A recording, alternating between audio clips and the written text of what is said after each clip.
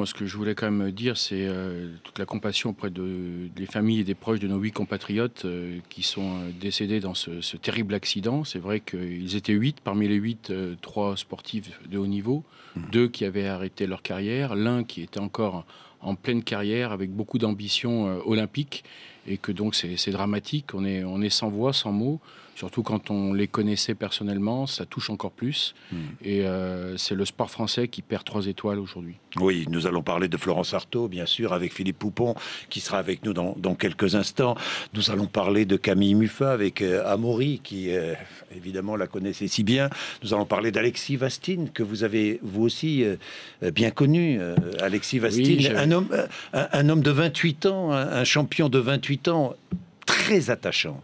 Extrêmement attachant, j'avais tissé des liens avec lui, j'aime beaucoup la boxe, et c'est vrai qu'il avait vécu comme une grande injustice, et nous avions vécu comme une grande injustice. Médaillé de bronze, je rappelle son palmarès, médaillé de bronze à Pékin, et il perd, oui, il perd en demi-finale de façon injuste, et en quart de finale à Londres aussi de façon injuste, on peut le dire, parce que tout le monde l'a dit, même son adversaire. Encore plus injuste qu'à Londres, son adversaire se voit perdant, et quand c'est son bras qui se lève, il a honte, parce qu'il voit qu'il y a complètement... Sous les sifflets de la salle. Voilà.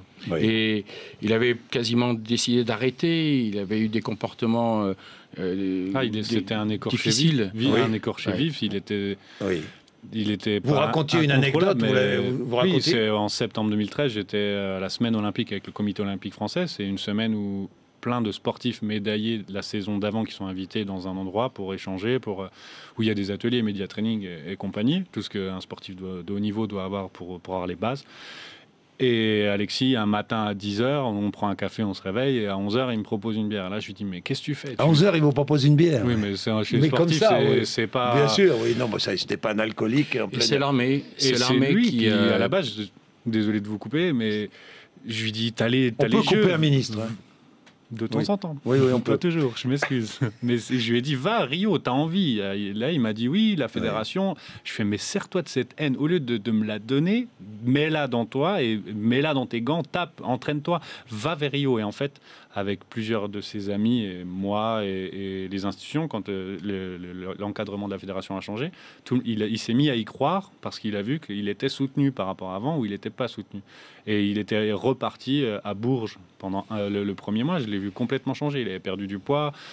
C'était redevenu un athlète de haut niveau. Il avait vraiment Rio. Et quand j'ai appris ça cette nuit, ça m'a fait énormément de peine. Que je me dis, il y a eu l'injustice 2 fois. Et là, bon, c'est le coup fatal. Mais on a l'impression que c'est le destin qui l'a rattrapé. Ou je ne sais pas comment on peut interpréter la chose. Mais l'injustice a encore frappé. Voilà. Oui, il était parti pour Rio. Oui, puis il avait un contrat donc avec l'armée de terre, et c'est la raison pour laquelle il avait organisé son retour à travers le championnat du monde militaire, où il est redevenu champion du monde en 2014.